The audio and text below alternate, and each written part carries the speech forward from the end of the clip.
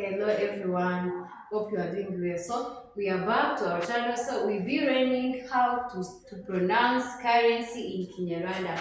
So let's go. Currency in figure and in Kinyarwanda language.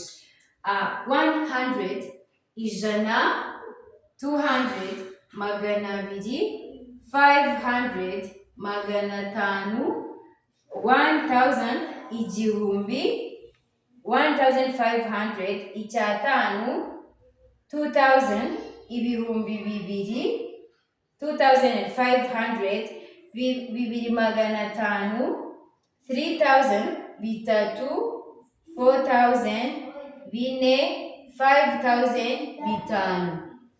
Let me repeat one more time so we catch up well.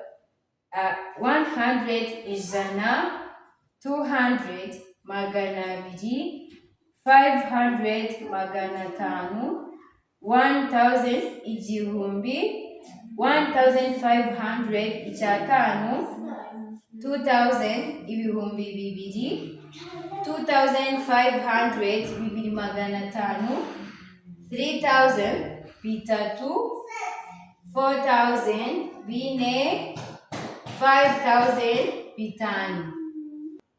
Thank you for watching. Thank you for being with us.